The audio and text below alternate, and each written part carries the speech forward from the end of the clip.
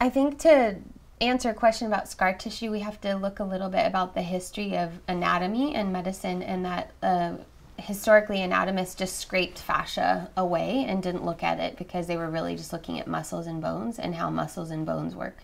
And so we first have to pay attention to fascia in order to understand that scar tissue is important. Yes, scar tissue grows along the fascial pathways, and fascia wraps around just about every structure in the body. It wraps around nerves, it wraps around muscles, it wraps around blood vessels. They're all encased in some kind of fascial sleeve.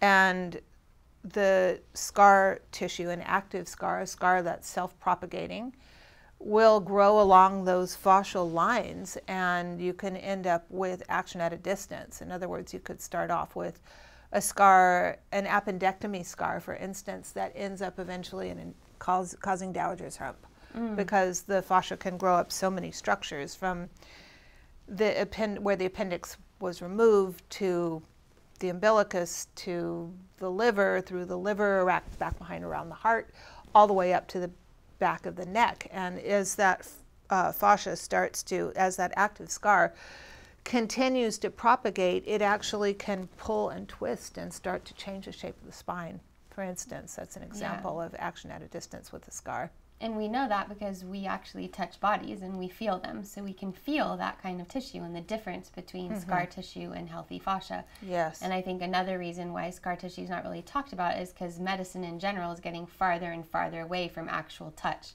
Yes. So doctors are touching a lot less than they used to.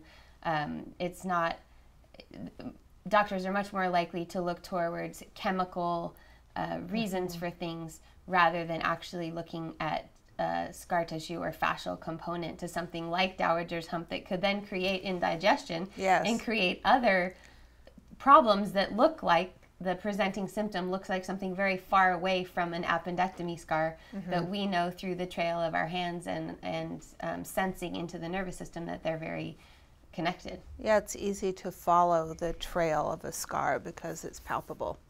And that's really the key to manual therapy working with scar tissue, is that the practitioner learns to feel where the scar is, and then how to release the anchoring where the scar wants to attach, which is often on a bony structure.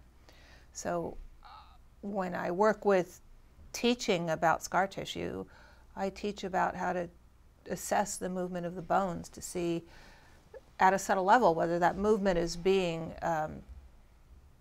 constrained by the effect of scar tissue. You know, all the bones in their body have their own motility, their own tiny, subtle little movements, and that's usually what leads me to the site of the scene of the crime, so to speak, of where is the restriction. Uprooting the source. Exactly. If you're going to call it like the branch is growing, you're able to just go to the source of that initial attachment. If the scar is successfully uprooted, then all of the branches and all of the twigs and all of the, like a pine tree, all of the needles, all the little aspects of the scar, then can relax. But the most fascinating part of this is that there's an emotional component, and that if the patient or the client or the person who's receiving the work can get into their experience of the emotion that created that sense of helplessness in that moment when they were experiencing the trauma that created the scar,